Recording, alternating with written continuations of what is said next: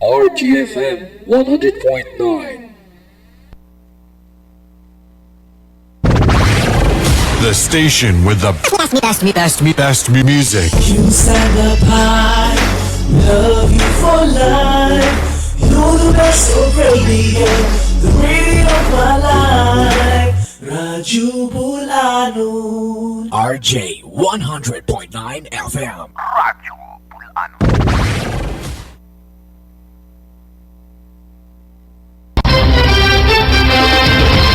RBN, serbisyo publiko nga walay gidapigan, mga detalyado og tinuod nga balita ang inyong masayran. Paminaw kamo sa RBN DYMA 100.9 ug 95.9 FM sa dial sa inyong mga radyo. RBN, Radyo Bulanon Network. Basta RBN, tatak Bulanon. RBN, worldwide, ang tulay sa kasayuran. Kining mong musunod nga programa usa ka binayran ang mga pulong ug ang iyang giskutan iya lamang sa tagdumala ning maong programa ug way labot kining maong sibiyahan.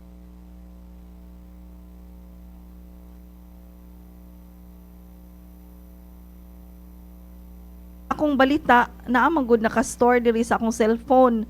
So kung mag-live ko, unsa man pud akong basahon.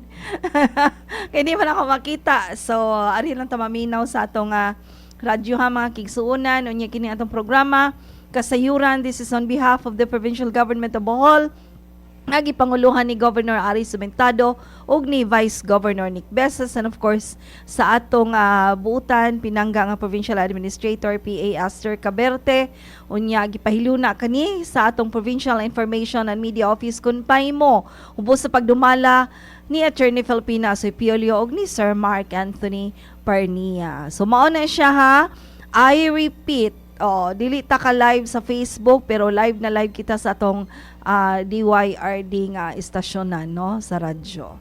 So mao na siya. So kung timbayaon na ato mga kaigsuunan sa atong opisina sa Provincial Treasury Office PTO atong hepe si Sir Takso Corin, and of course atong mga suking tigpaminaw si Ma'am Conchita Conching Aranjuez. Hi ma'am ug si Ma'am Janet. Kumusta Ma'am Janet? Kumusta na ka sa Bipidak? Nahilo na baka diya. Di ka mo balik og Kapitol Ma'am Janet kato kayo. And of course ato pong tibayaon si Lolo Gabriel ug si Lola Inday. Yes, Cartagenas na sa Cartagenas compound sa Mansasa. Dili na to kalimtan ang atong mga PSF nga naa sa entrance sa Kapitol. Gipanguluhan ni Ma'am Leia Moreno. Ma'am Leia, ikaw lang sa kang imo mga ako na memorize. Okay, to sa pikas bag ang akong ang akong papel. And then di po na to kalimtan na atong mga suki, si Tatay Billy Tongko, si Sir Jerry Pabe, and of course si Ma'am Fer ug si Ma'am Gaga, no? Ma'am Fer ug si Ma'am Gaga, si Miss Jinky, sa tropang mabugnaon ug katong atong mga kaubanan, and of course ang iyang kapikas sa kinabuhi si Sir Sarge Anaviso. Nga di po nato kalimtan si Sir Boy ug si Ma'am Vic Vic Chua, si Sir Boy ug si Ma'am Bibi Bandiha, Ma'am Cecilia Tagupa, agaw Ma'am Bernarda Villarojo. Kumusta agaw? How are you? I miss you gaw.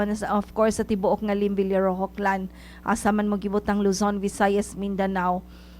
Tibo kalibutan na apod sa China, no? May mga kamag-anak kami dyan. Naapod sa Batangas, nasa Negros, daghan mi. So mao na siya mga kigsuunan. Kumusta naman nya? Arita sa atong ang atong balita karong adlaw, but before I proceed, mao lang atong pahinumduman ang atong mga suking tigpaminaw nga dili ta ka live sa Facebook kay naay problema sa atong DYRD ang Kasaligan Facebook page. Unya pwede unta ko kung ako'y mag-live sa ako ang personal, pero ug mag-live po ko sa personal, di ko kabasa sa mga balita kay naaman diri gibutang sa akong cellphone. So ari lang ta sa radyo usa, di ba? So tagapay mo po, please take note. Naara ko sa radyo. Wala ko sa Facebook. So arita sa atong unsa marong adlaw di ay no? World Health Day man di ay ron. gipost sa Paimo sa atong provincial government of Bohol nga sa Paimo nga today April 7, it's a Tuesday, it's World Health Day. Ang ilang gibutang Together for Health, Stand with Science, o kanindot sa iyang slogan o iyang motto. So sa atong Provincial Government of Bohol Facebook page, the Provincial Government of Bohol joins the global observance of World Health Day, recognizing the critical role of science and collaboration in protecting and promoting public health. This year's theme, Together with Health, Stand with Science, underscores the importance of scientific innovation and multilateral cooperation in addressing health challenges and advancing evidence-based solutions for people, animals, plants, and of course, ang atong pinangga nga environment, mga kaigsuunan. Hindi na to kalimtan ng atong kalikupan. PGBH, or the Provincial Government of Bohol, reinforces its commitment to strengthening science-driven health systems, enhancing public health services, and advancing inclusive and resilient healthcare for all Boholanos across the province, a UNESCO Global Geopark. So, nindot kayo, no? World Health Day. Dapat healthy tayong lahat. Di ba? Kay health is wealth, mga kaigsuunan. Mag-unsa man ng dato kayo ka, gwapo kayo ka, gwapa ka ika, pero dili ka healthy, daghan kay kag sakit. Dili ka mag-enjoy sa imong life mo. Diba, di ka kasuroy, di ka kagawas, kay naara ka sa ospital or naara ka sa inyo, naghigda kay daghan kag sakit-sakit. So dapat atong pangalagaan atong kaugalingon para himsog ta kanunay, healthy kanunay. So ari puta sa laing balita, PDRRMO joins 2026 Drowning Prevention Month Drive. So bawal mag-drown, bawal malumos. Di ba? So the Provincial Government of Bohol, through the Tarsier 117 Operations and Warning Division of the Provincial Disaster Risk Reduction and Management Office, or PDRMO, actively participated in the 2026 Drowning Prevention Month activities last March 30, held at the Tawala Covered Court in Barangay Tawala, Panglao. Led by the Department of Health Central Visayas Center for Health Development, the initiative aims to strengthen public awareness of water safety and reduce drowning incidents across communities. So the PDRRMO reaffirmed its commitment to promoting safe behaviors around water through sustained information dissemination, advocacy campaigns, and strong collaboration with key stakeholders. The observance of Drowning Prevention Month serves as a vital platform to educate the public, enhance life-saving skills, and foster shared responsibility in ensuring community safety, especially in coastal and tourism areas.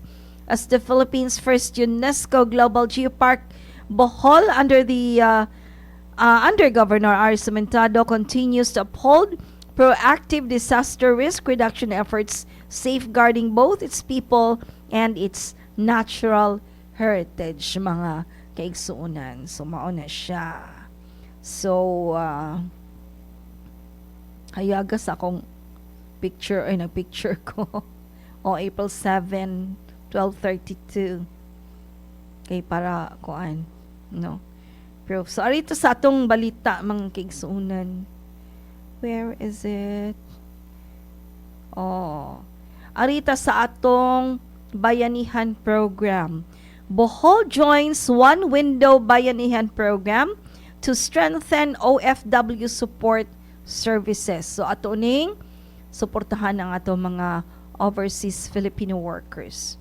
So the Provincial Government of Bohol has reaffirmed its commitment to the welfare of overseas Filipino workers, or OFWs, in participating in the Memorandum of Agreement, or MOA signing ceremony for the One Window Bayanihan Assistance Program sa Region 7, Region 7.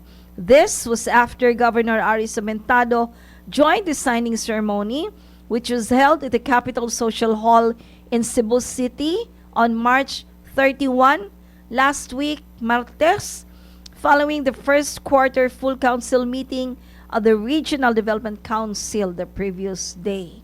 So, nag-RDC pag March 30, pag March 31, dito sila sa Capitol Social Hall sa Cebu para sa niining atong mga overseas Filipino workers. The initiative aims to streamline and strengthen assistance services for OFWs by bringing together key government agencies and local government units under a unified system. Through the program, OFWs will have easier access to essential services such as welfare support, legal assistance, and reintegration programs, all delivered through a centralized one-stop shop mechanism. Governor Mentado underscored the province's full support for the initiative, emphasizing its role in improving service delivery for OFWs, a priority underscored in the Strategic Governance Roadmap on Citizen Engagement and Services in Bohol, a UNESCO Global Geopark. Kadali lang ha kay daghan mang mo pop up aning atong mga kuan oy, daghang mo pop up aning atong mga kuan. Yeah. Ay, nansam ni akong lingkuranan. Yes. So, kadali lang mga kisuunan, no? Yeah, okay. So, asa na to? Itong gibas, hadi ara. Through this initiative, pong Panigov Aris, we move toward a more integrated framework of assistance, one that simplifies processes, strengthens coordination, and ensures that every returning OFW is supported as they start anew. Mo na ingon ni Gov Aris. For her part, Governor Pamela Baricuatro, of course, as Cebu, highlighted in a message posted on her official Facebook page that the partnership goes beyond a ceremonial agreement. So, dili lang na siya ceremonial agreement na ha, kana tinuoray dyan nga partnership. Mao na siya. So, pong Panigov Pamela Baricuatro sa Cebu, nag-emphasize siya that the MOA signifies a collective commitment, katong ilang MOA signing po no, katong ilang MOA, signifies a collective commitment to stand by every OFW and their families. Drawing from her own experience as a former OFW to express a message of understanding and solidarity. Karon pa ko kahibaw, no? Nga former po di ay OFW si GovPam. Also present during the ceremony was Siquijor Governor Jake Vincent Villa, further underscoring the regional collaboration among local chief executives in advancing programs that prioritize the welfare of Filipino migrant workers. By consolidating assistance into a single, accessible platform, the program seeks to provide returning and distressed OFWs with the support they need. They need sa ilang returning distressed OFWs with the support they need to recover, reintegrate, and rebuild sa ilang mga understanding and solidarity, no, kanang pagkakaisa. Mao na siya, mao na ilang gi pangusgan jud, no. So also present during the mao ni naputol na sad. So mao to siya atong usbon ha kayo na kuan.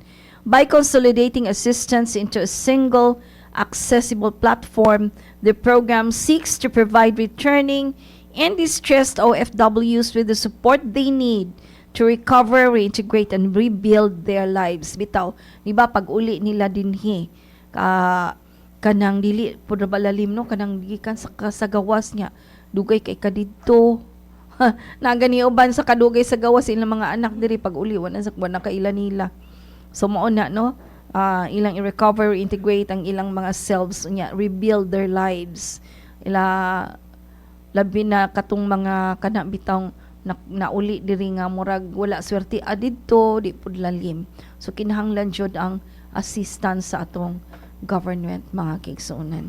So the One Window Bayanihan Assistance Program is expected to significantly benefit OFWs by reducing bureaucratic barriers, improving coordination among agencies, and ensuring faster, more responsive delivery of services. Mao gyud importante kana bitong paspas nga serbisyo. Kay usahay mangyod no dili gyud malikayan na mga red tape, na mga kuan. So kita diri sa Region 7 atong gipanghingusgan labi na diri sa Bohol nga paspas atong serbisyo dili malangan ilabi na sa atong mga overseas Filipino workers, labi na tong mga ning uli diri nga ni OFWs nga nagserbisyo dili lang sa ilang pamilya kundi nagserbisyo pud sa atong probinsya sa atong kagamhanan kay kanang ilang remittance, di ba, when they were there. Di pud lalim. So dapat ato silang taga-anog assistance whenever, wherever nga nagkinahanglan sila sa atong tabang. Yes, so mao na siya. So, mao gyud na reminder, wala ta sa Facebook Live kay naay diferensya ang atong DYRD ang Kasaligan FB page. Unya dili pod ko although pwede unta ako mag-live sa akong FB pero di ko pwede kayang akong notes na andiri sa akong cellphone. So, mao na siya. Paninguhaw na to maybe ma-print na ko kung inani panigihapon tomorrow, mag-ready lang ko daan, i-print na ko daan para maka-live tano sa atong FB page nga personal. So mag-print lang ko daan if ever dili pa maayo ang atong DYRD ang Kasaligan, mag-print lang ko daan sa akong mga materials kay para maka-FB live ta sa atong personal nga FB sa Janet Lim Villarojo. Yes. Oh. Sayo ra ba ko ni abot, always ra ba ko sayo maabot. Wa jud nahitabo nga na late ko sa DYRD. Oh, wa ko kay bawg asa tong balitaan, nag-start kog 12:45. Pasilan dyan yung mga tao, no? Sige lang.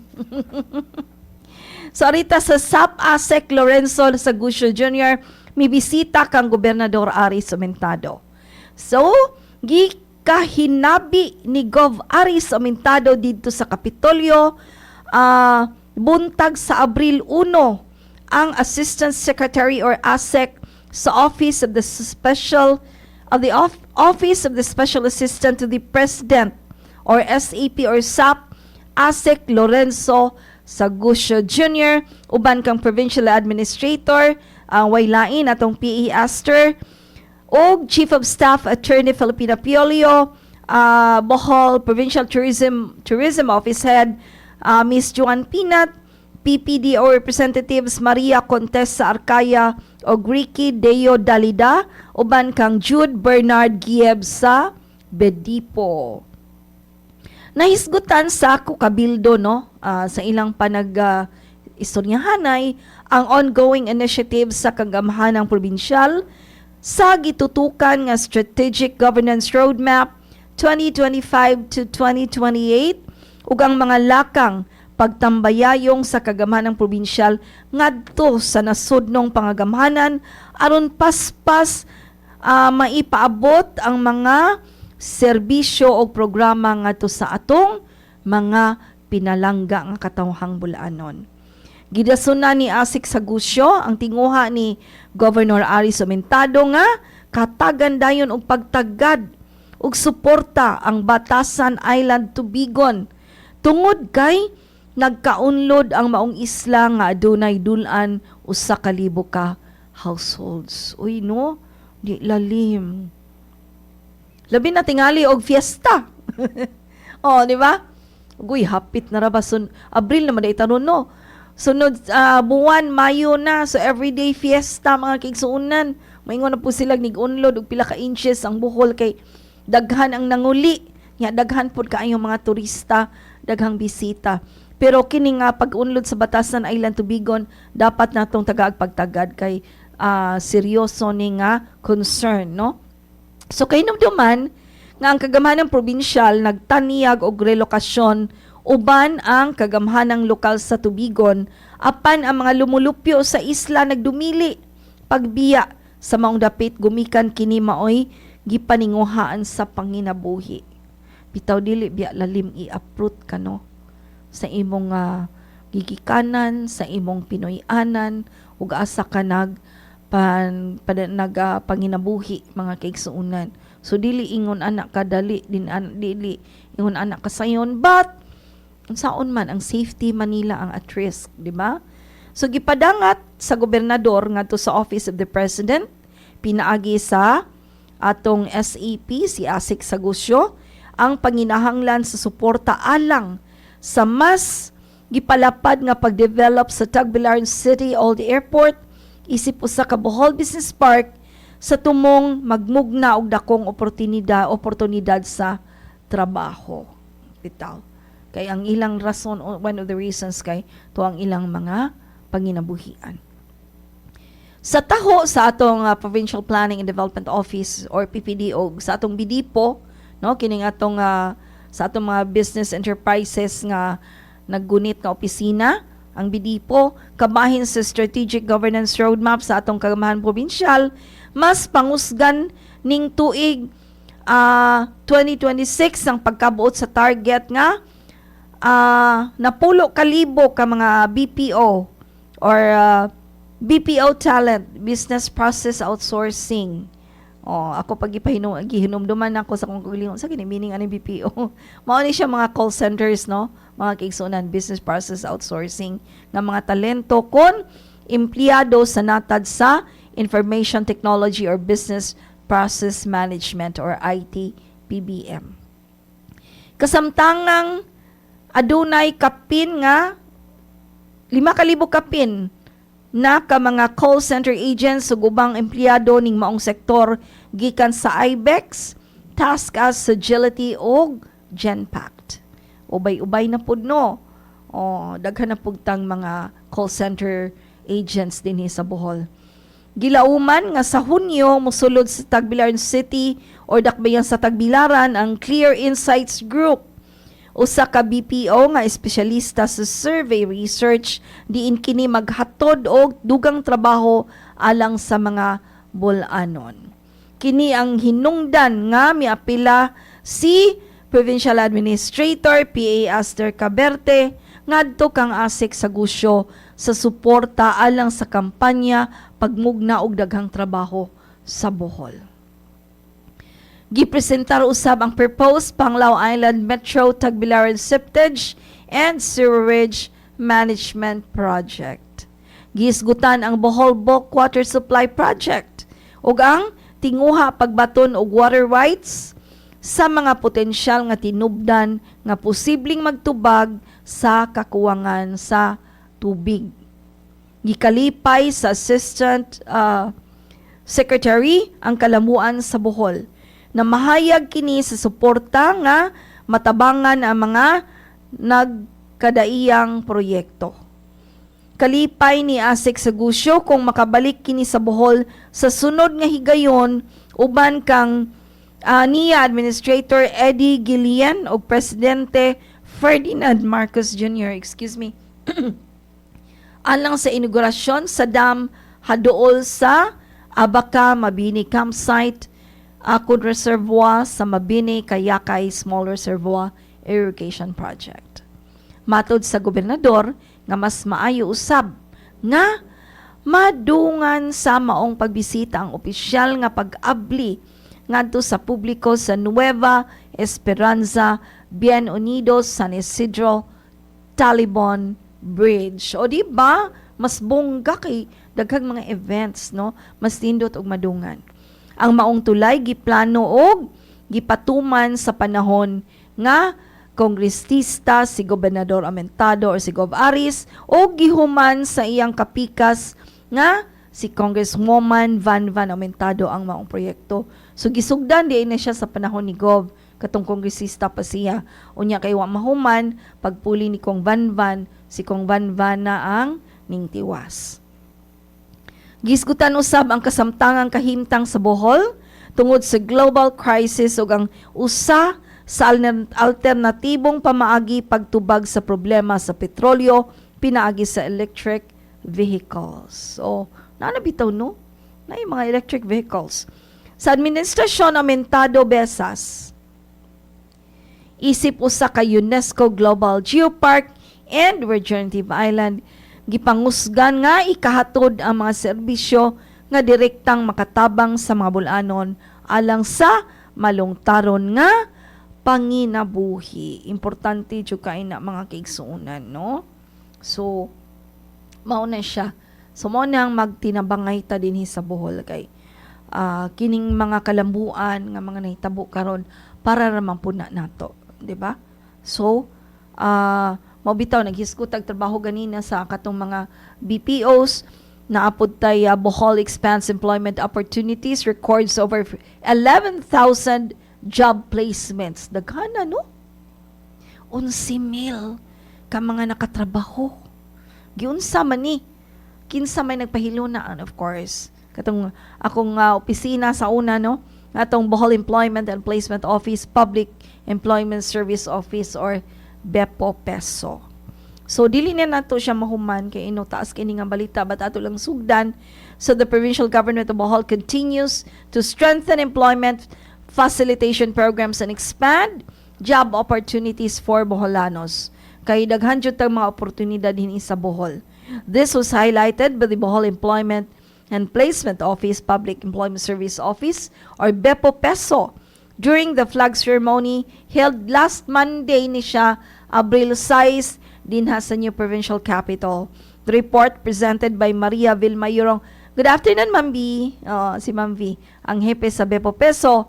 Unya, siya po ang Provincial Peso Manager or CTEC. Underscored the office's commitment to delivering responsive and people-centered employment services under the administration of Governor Aris Aumentado. Yorong emphasized that each accomplishment reflects meaningful impact on the lives of Boholanos, with employment opportunities translating to improved livelihood, stability, and hope for families across the province. Under its referral placement division, BEPO-PESO recorded 18,000 daghana 658 job seekers registered, evaluated, and referred for employment opportunities. So mao na siya mga kigsunan, ato ra ning ipadayon ugma, no? Ato ning ipadayon kang hangtod pa ta sa Biyernes, bisag holiday tuod sa Huwebes pero di agyapon ko. Oh, so katong gaingon nga nag-start kog 12:45, uy asa kaning kuhaan na. Thank you kaayo sa paghatag og fake news. Sa Capitol, no? Thank you kaayo kung kinsaman ka, butan kay ka. So, mao na siya mga kigsuunan. Sa ngalan sa itong mga kaubanan sa Pikas Lawak, si Sir Eric Ihok, kaning una na, and of course, sa Pikas, we have Engineer Gilbert Tolop, kaninyong tingog sa kababayanan, Janet Villarojo. Salamat, ay hapon, salamat sa Diyos.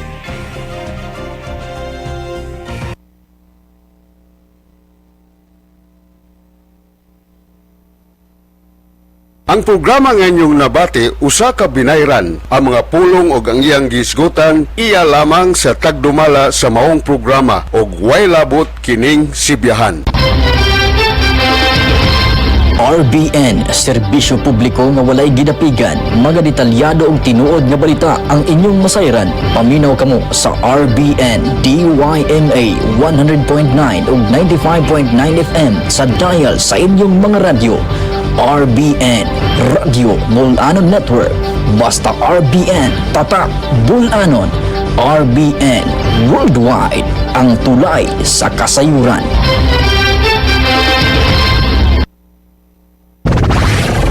The station with the best music. Inside the pie, love you for life. You're the best of radio, the radio of my life. Radyo Bulanon. RJ 100.9 FM.